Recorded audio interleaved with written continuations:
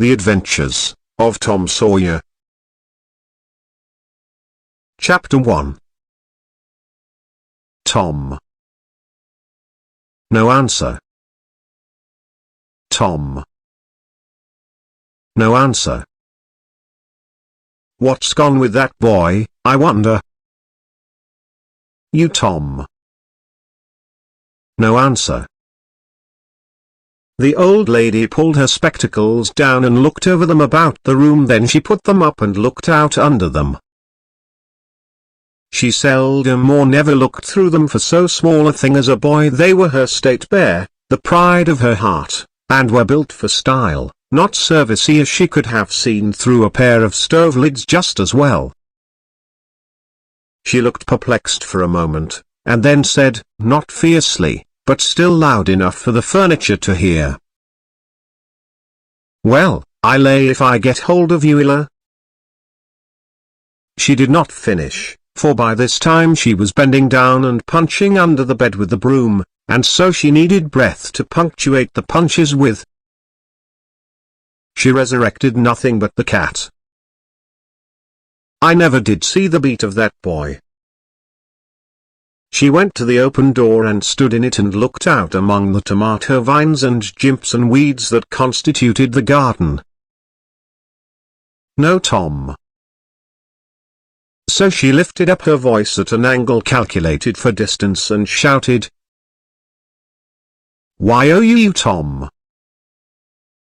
There was a slight noise behind her, and she turned just in time to seize a small boy by the slack of his roundabout and arrest his flight. There. I might have thought of that closet.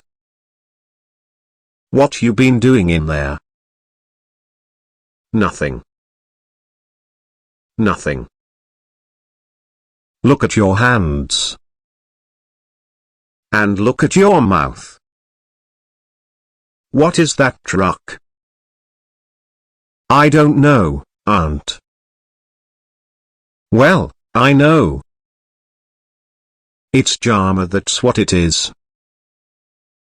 40 times I've said if you didn't let that jam alone I'd skin you. Hand me that switch. The switch hovered in the air, the peril was desperate air. My. Look behind you, Aunt.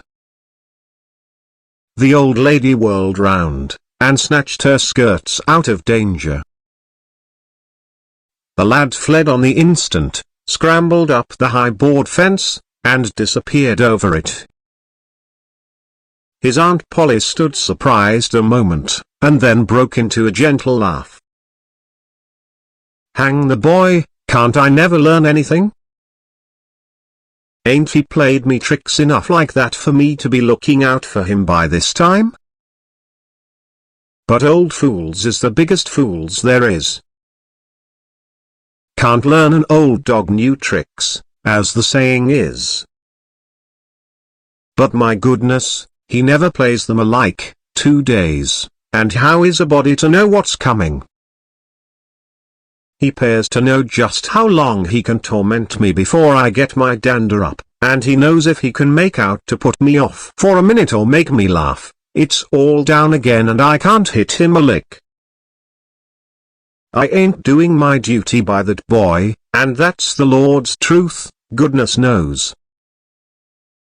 Spare the rod and spile the child, as the good book says.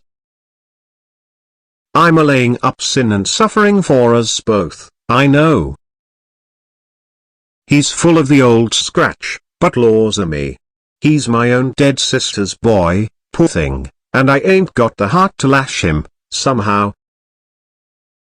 Every time I let him off, my conscience does hurt me so, and every time I hit him my old heart most breaks. Well a well. Man that is born of woman is a few days and full of trouble, as the scripture says, and I reckon it's so. He'll play hooky this evening, and, southwestern for afternoon. I'll just be obliged to make him work, tomorrow, to punish him.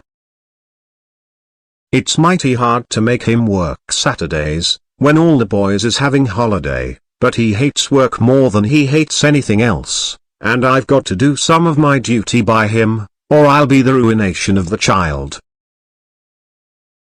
Tom did play hooky, and he had a very good time. He got back home barely in season to help Jim, the small colored boy, saw next day's wood and split the kindlings before supper. At least he was there in time to tell his adventures to Jim while Jim did 3/4 of the work. Tom's younger brother, or rather half-brother, Sid, was already through with his part of the work, picking up chips, for he was a quiet boy, and had no adventurous, troublesome ways. While Tom was eating his supper, and stealing sugar as opportunity offered, Aunt Polly asked him questions that were full of guile, and very deep, for she wanted to trap him into damaging revirements. Like many other simple-hearted souls, it was her pet vanity to believe she was endowed with a talent for dark and mysterious diplomacy, and she loved to contemplate her most transparent devices as marvels of low cunning. Said she, "Tom, it was middling warm in school, warn't it?" "Yes'm." "Powerful warm, warn't it?" "Yes'm." "Didn't you want to go in a swimming, Tom?" A bit of a scare shot through Tom, a touch of uncomfortable suspicion. He searched Aunt Polly's face, but it told him nothing. So he said, "No, well, not very much." The old lady reached out her hand and felt Tom's shirt, and said, "But you ain't too warm now, though." And it flattered her to reflect that she had discovered that the shirt was dry without anybody knowing that that was what she had in her mind. But in spite of her, Tom knew where the wind lay, now. So he forestalled what might be the next move. "Some of us pumped on our heads are minds damp yet. See?" Aunt Polly was vexed to think she had overlooked that bit of circumstantial evidence, and missed a trick. Then she had new inspiration. "Tom, you didn't have to undo your shirt collar where I sewed it, to pump on your head, did you? Unbutton your jacket." The trouble vanished out of Tom's face. He opened his jacket. His shirt collar was securely sewed.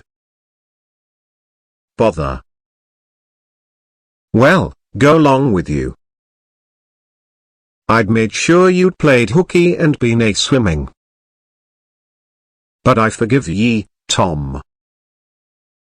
I reckon you're a kind of a singed cat, as the saying I's a better'n you look."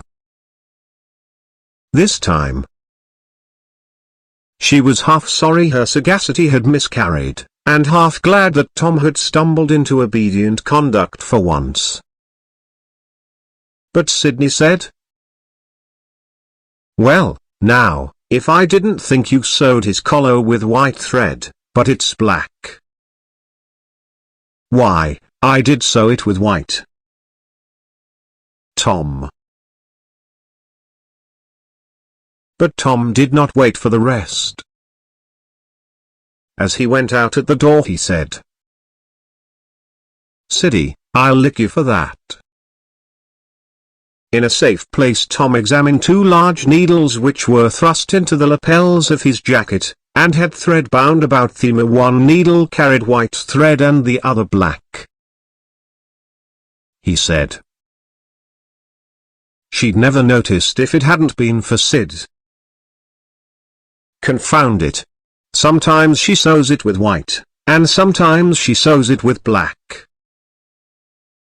I wish to G-Miney she'd stick to one or t'other. I can't keep the run of 'em. But I bet you I'll lamb Sid for that. I'll learn him. He was not the model boy of the village. He knew the model boy very well, thought Ufa, and loathed him. Within 2 minutes, or even less, he had forgotten all his troubles. Not because his troubles were one whit less heavy and bitter to him than a man's are to a man, but because a new and powerful interest bore them down and drove them out of his mind for the time being, just as men's misfortunes are forgotten in the excitement of new enterprises. This new interest was a valued novelty in whistling, which he had just acquired from a Negro, and he was suffering to practice it undisturbed. It consisted in a peculiar bird-like turn, a sort of liquid warble, produced by touching the tongue to the roof of the mouth at short intervals in the midst of the music. The reader probably remembers how to do it, if he has ever been a boy. Diligence and attention soon gave him the knack of it, and he strode down the street with his mouth full of harmony and his soul full of gratitude.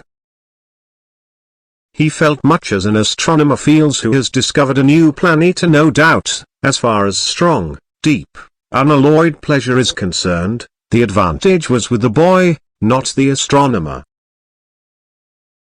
The summer evenings were long. It was not dark, yet. Presently Tom checked his whistle. A stranger was before him, a boy a shade larger than himself.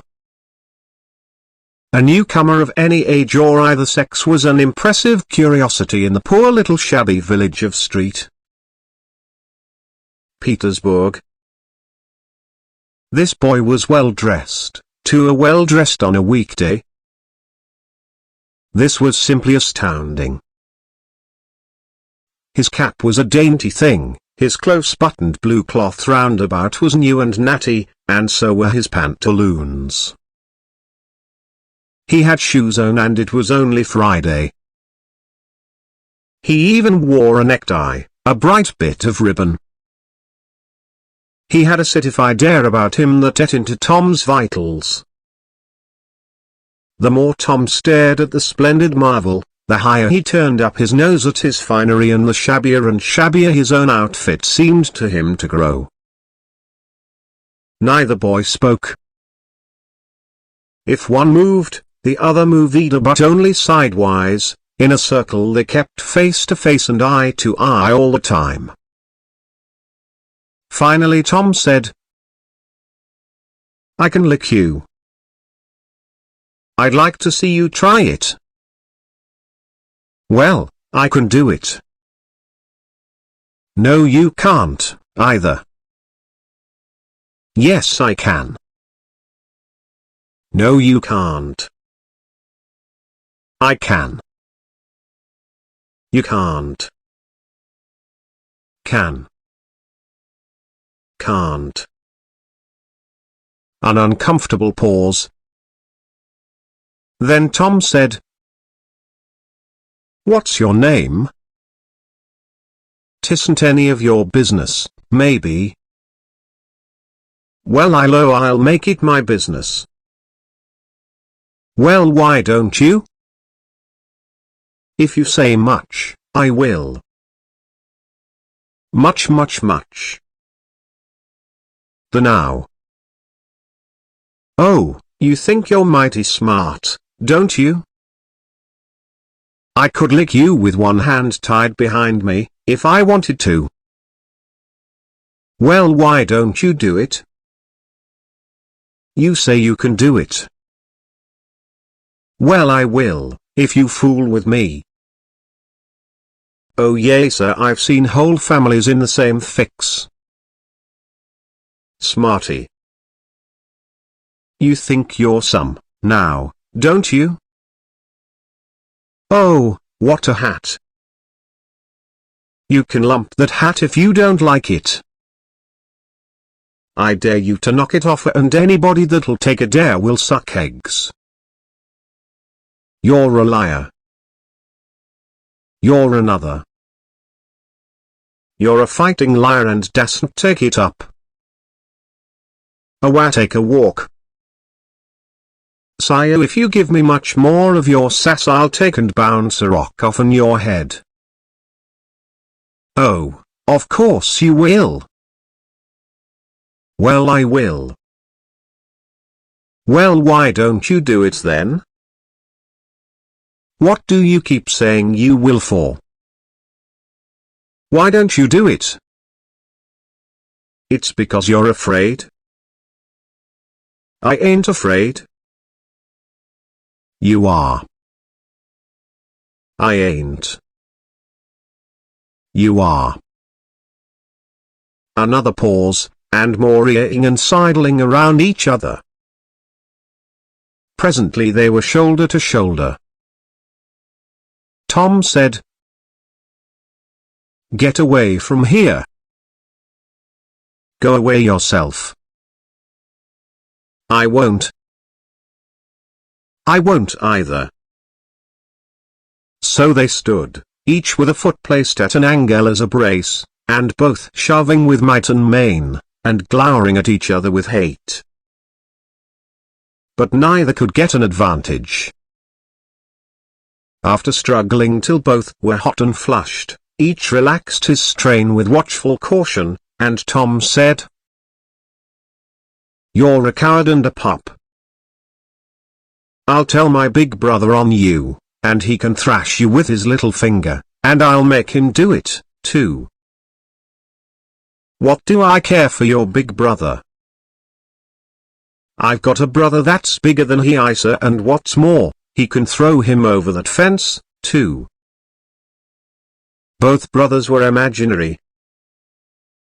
"That's a lie." "You're saying so, don't make it so." Tom drew a line in the dust with his big toe, and said, "I dare you to step over that, and I'll lick you till you can't stand up. Anybody that'll take a dare will steal sheep." The new boy stepped over promptly, and said, "Now you said you'd do it, now let's see you do it. Don't you crowd me now, you better look out." "Well, you said you'd do it, why don't you do it?" "By jingo. For 2 cents I will do it." The new boy took 2 broad coppers out of his pocket and held them out with derision. Tom struck them to the ground. In an instant both boys were rolling and tumbling in the dirt, gripped together like cats, and for the space of a minute they tugged and tore at each other's hair and clothes, punched and scratched each other's nose, and covered themselves with dust and glory. Presently the confusion took form, and through the fog of battle Tom appeared, seated astride the new boy, and pounding him with his fists. "Hol enough," said he. The boy only struggled to free himself. He was crying mainly from rage. "Hol enough." And the pounding went on. At last the stranger got out a smothered "nuff," and Tom let him up and said, "Now that'll learn you. Better look out who you're fooling with next time." The new boy went off brushing the dust from his clothes, sobbing, snuffling, and occasionally looking back and shaking his head and threatening what he would do to Tom the next time he caught him out. To which Tom responded with jeers, and started off in high feather, and as soon as his back was turned the new boy snatched up a stone, threw it and hit him between the shoulders, and then turned tail and ran like an antelope. Tom chased the traitor home, and thus found out where he lived. He then held a position at the gate for some time, daring the enemy to come outside, but the enemy only made faces at him through the window and declined. At last the enemy's mother appeared, and called Tom a bad, vicious, vulgar child, and ordered him away. So he went away, but he said he load to lay for that boy. He got home pretty late that night, and when he climbed cautiously in at the window, he uncovered an ambuscade, in the person of his aunt, and when she saw the state his clothes were in, her resolution to turn his Saturday holiday into captivity at hard labor became adamantine in its firmness.